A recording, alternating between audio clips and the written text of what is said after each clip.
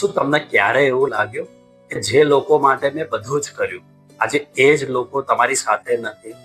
શું તમને લાગે છે કે આખી દુનિયામાં તમે એકલા પડી ગયા છો? તો તમારા મનમાં પણ આ પીડા હોય તો આ વિડીયોને અંત સુધી જરૂર જોજો, કારણ કે આજની આ કૃષ્ણવાણીમાં જે કૃષ્ણનો સંદેશ છે તે તમારા તૂટેલા મનને મજબૂત બનાવી દેશે.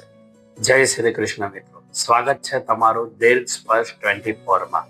મિત્રો, આજે હું તમને એક પ્રશ્ન પૂછવા માંગુ છું જે કદાચ તમારા હૃદયને સ્પર્શી જશે. તમારા જીવનમાં ક્યારે એવો સમય આવ્યો છે કે તમને એવું લાગ્યું હોય કે મારી સાથે કોઈ નથી, જેમને તમે પોતાના માન્યા, જેમના માટે તમે દિવસ રાત મહેનત કરી, જેમના સુખ માટે પોતાની ખુશીઓનો પણ ત્યાગ કર્યો, એ જ લોકો એક દિવસ તમને એકલા મૂકીને આગળ વધી ગયા? તે ક્ષણે મનમાં એક પ્રશ્ન ઊભો થવો એ શક્ય છે, ભગવાન, મેં આવું તે શું કર્યું કે આજે હું એકલો પડી ગયો? જો આજે તમારા જીવનમાં પણ એવી કોઈ પીડા છે તો આ વિડીયોને અંત સુધી જરૂર જોજો. કૃષ્ણ એવો સંદેશ સમજાવવા માંગે છે કે જે તમને એકલતા નહીં પરંતુ નવી શક્તિ આપશે. મિત્રો, જીવનમાં સૌથી મોટું દુઃખ પૈસા ગુમાવવાનું નથી, સૌથી મોટું દુઃખ સપનાઓ તૂટવાનું પણ નથી. સૌથી મોટું દુઃખ ત્યારે થાય છે જ્યારે પોતાના જ લોકો આપણો હાથ છોડી દે. એ પીડા શબ્દોમાં કહી શકાતી નથી. બહારથી માણસ હસતો હોય છે પરંતુ અંદરથી એ સંપૂર્ણ રીતે તૂટી જાય છે. ઘણી વખત આપણે ભગવાનને ફરિયાદ કરીએ છીએ, હે ભગવાન, મેં તો સૌનું ભલું જ વિચાર્યું હતું, તો પછી મારી સાથે જ આવું કેમ? પરંતુ શું તમે ક્યારે એવું વિચાર્યું છે કે કદાચ ભગવાન તમને સજા નથી આપી રહ્યા, પરંતુ તમને એવા લોકોથી દૂર કરી રહ્યા છે જે તમારા જીવન માટે યોગ્ય જ નહોતા? આની ઘટનાની કલ્પના કરો. એક નાનો છોકરો દરરોજ શાળાએ જતો હતો. એક દિવસ રસ્તામાં તેને એક સુંદર પતંગિયું દેખાયું. તેને પકડવાની લાલચમાં તે રસ્તો બદલીને દોડવા લાગ્યો. તેના પિતાએ તરત જ તેનો હાથ પકડી લીધો. બાળક ગુસ્સે થઈ ગયો. તેને લાગ્યું કે પપ્પા તેની ખુશી છીનવી લીધી. પરંતુ થોડી ક્ષણોમાં રસ્તા પરથી એક મોટો ટ્રક પસાર થયો હતો.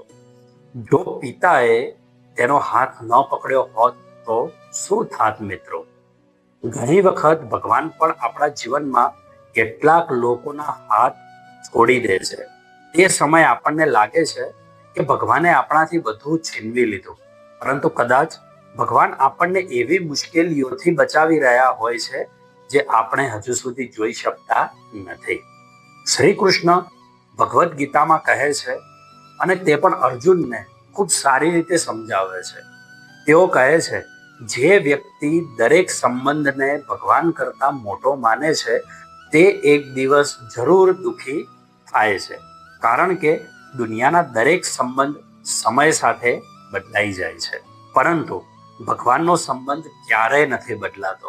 આજે જે વ્યક્તિ તમારી સાથે છે કદાચ આવતીકાલે ન હોય, પરંતુ ભગવાન, તેઓ તમારા જન્મ પહેલા પણ તમારી સાથે હતા, આજે પણ તમારી સાથે છે અને અંતિમ શ્વાસ સુધી તમારી સાથે જ રહેશે. એટલે જ્યારે દુનિયા તમારો સાથ છોડે ત્યારે એનો અર્થ એ નથી કે તમે એકલા છો. એનો અર્થ એટલો છે કે હવે ભગવાન તમને પોતાની વધુ નજીક લાવી રહ્યા છે.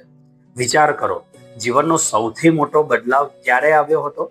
જ્યારે બધું સારું ચાલી રહ્યું હતું ત્યારે, કે જ્યારે તમે સંપૂર્ણ રીતે એકલા પડી ગયા હતા ત્યારે? મોટા ભાગના લોકોનો જવાબ એક જ હશે, મારી જિંદગી બદલાઈ ગઈ જ્યારે હું એકલો હતો. કારણ કે જ્યારે માણસ પાસે કોઈ નથી રહેતું ત્યારે તે પોતાની અંદર ઝાંખી કરવાનું શરૂ કરે છે. તે ભગવાન તરફ વળે છે. તે પોતાની સાચી શક્તિને ઓળખે છે. ઘણી વખત ભગવાન લોકો દૂર નથી કરતા, તેઓ તમારા અંદરના સાચા માણસને જાગૃત કરે છે. એક સંગીતકારની કલ્પના કરો. હજારો લોકો તેની 1 કલાકની રજૂઆત માટે તાળીઓ પાડે છે, પરંતુ કોઈને ખબર નથી હોતી કે તેને કેટલા વર્ષો સુધી રૂમમાં બેસીને રિયાઝ કર્યો છે. એ તેની એકલતા જોઈ નથી, બધાને માત્ર તેની સફળતા જોઈ છે.